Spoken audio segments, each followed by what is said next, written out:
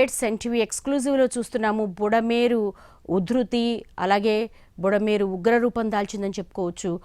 బెజవాడ, ఇటు సింగ్నగర్, అజిత్ నగర్ అలాగే అక్కడ ఉన్నటువంటి నున్న ప్రాంతాలని ముంచెత్తింది. చినుకులుగా మొదలై జడివానగా మారి కుండపోతగా వాన బెజవాడను కమ్మేసింది. విజయవాడ నగరంలో 30 ఏళ్లలో ఎన్నడూ లేనంతగా భారీ వర్షాలు బెజవాడను వణికిస్తున్నాయి. ప్రస్తుతం ఎన్టీవీ ఎక్స్క్లూజివ్లో చూస్తున్నాము. అది నగరమా లేకపోతే నదా అన్నట్టుగా మొత్తం కూడా జల దిగ్బంధంలో ఉంది. కృష్ణానదికి వరద ప్రవాహం అంతకంతకు పెరుగుతూ ఉండడంతో ముంపు ప్రాంతాల ప్రజల్లో భయాందోళన నెలకొంది. భారీ వర్షాలు తగ్గుముఖం పట్టడంతో సహాయక చర్యలు ఊపందుకున్నాయి. కానీ కొన్ని చోట్ల మొత్తం కూడా నీరు అంతా కూడా జలదిగ్బంధం కావడంతో రెస్క్యూ ఆపరేషన్ కూడా చాలా కష్టతరంగా మారింది.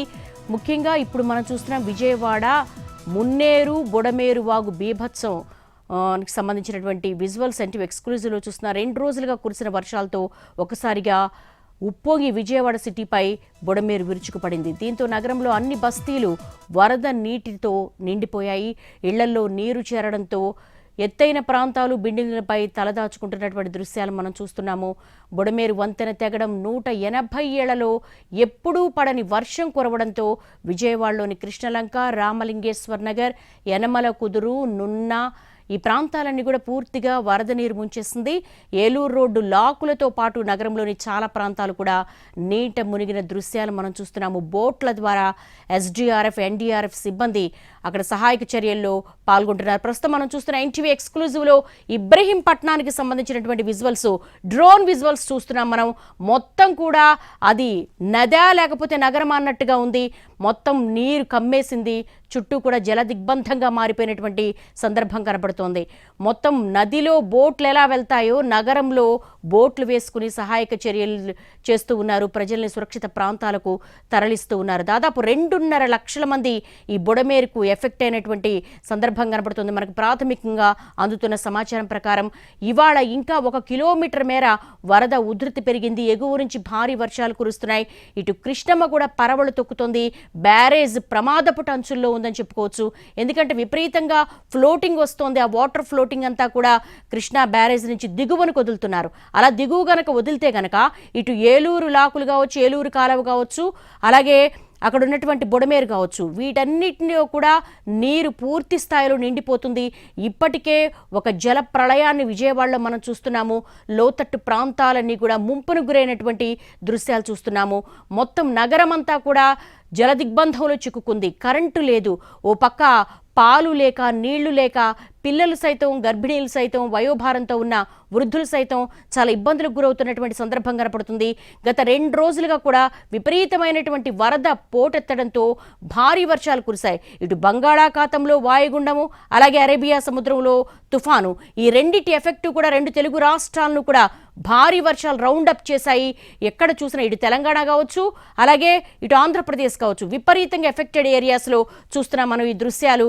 2024లో ఇట్లాంటి దృశ్యం చూడాల్సి వస్తుందని ఎవరు ఊహించుండ్రు. ఎందుకంటే దాదాపు ఒక 4 దశాబ్దాల క్రితం బుడమేరు పొంగడము, అలాగే 2000 సంవత్సరంలో విపరీతమైన ఫ్లోటింగ్ వచ్చింది, కానీ 75 క్యూసెక్ల నీరు వచ్చింది, కానీ ఎప్పుడు ఈ స్థాయిలో నగరాన్ని ముంచెత్తినటువంటి సందర్భం చూడలేదు. ఫస్ట్ టైం 2024 సంవత్సరంలో ఇంత శాస్త్ర సాంకేతిక పరిజ్ఞానం పెరిగి ఇంత నగరాభివృద్ధి జరిగిన క్రమంలో కూడా ఒక బుడమేరు వాగు రిటైనింగ్ వాల్ లేకుండా మొత్తం విజయవాడను ముంచెత్తిందంటే అది కేవలం ప్రభుత్వాల అలసత్వంగానే భావించాలి. గతంలో ఉన్నటువంటి కొన్ని 4 దశాబ్దాలుగా ఉన్నటువంటి ప్రభుత్వాలు రిటైనింగ్ వాల్ని కట్టుంటే గనక ఇంత నష్టం మాత్రం జరిగి ఉండేది కాదని చెప్పేసి చాలా వరకు కూడా విశ్లేషణలు వినిపిస్తున్నాయి. మనం చూస్తున్నాం విజయవాడలో ఒక హృదయ విదారకమైన దృశ్యాన్ని ఎన్టీవీ ఎక్స్క్లూజివ్లో డ్రోన్ విజువల్స్ చూస్తున్నాము. విజయవాడ నగరంలో 30 ఏళ్లలో గతంలో ఎన్నడూ కురవనటువంటి, అంటే దాదాపు 180 ఏళ్ల క్రితం ఇంత పెద్ద వర్షం కురిసింది. ఆ తర్వాత ఇప్పుడు 2024లో అంత ఎఫెక్ట్ పడింది. ఈ ఎఫెక్ట్కు విజయవాడ నగరం మొత్తం కూడా అతలాకుతలం అయిపోతున్న సందర్భం కనబడుతుంది. ఎక్కడికక్కడ రోడ్లు కనెక్టివిటీని కోల్పోయాయి. ఎక్కడికక్కడ ప్రజలు జలదిగ్బంధంలో చిక్కుకున్నారు. ఓ పక్క విద్యుత్ లేదు, కరెంటు లేదు, మొత్తం అంధకారంగా ఉంది. ఇంకో పక్క తాగేందుకు నీరు లేదు. 2.5 లక్షల మందిని ఎన్టీవీ నిన్నటి నుంచి కూడా శ్రమ కోర్చి మా రిపోర్టర్స్ అందరూ కూడా మొత్తం అక్కడ ఉన్నటువంటి నీటిలో నడుము లోతు నీళ్లల్లో ఫ్లోటింగ్కి ఎదురెళ్ళి అక్కడున్న బాధితుల కష్టాలను కవర్ చేస్తున్న సందర్భం కనబడుతుంది.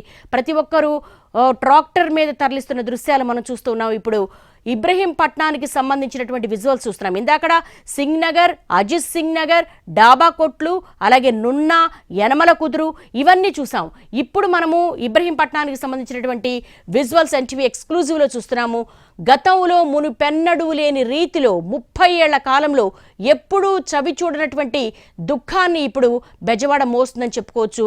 ఒకప్పుడు బెజవాడ దుఃఖదాయిని బుడమేరు అనేవాళ్ళు, కానీ ఇప్పుడు 2024లో కూడా అదే సిచ్యువేషన్ని మనం ఎన్టీవీ స్క్రీన్ మీద చూస్తున్నాం.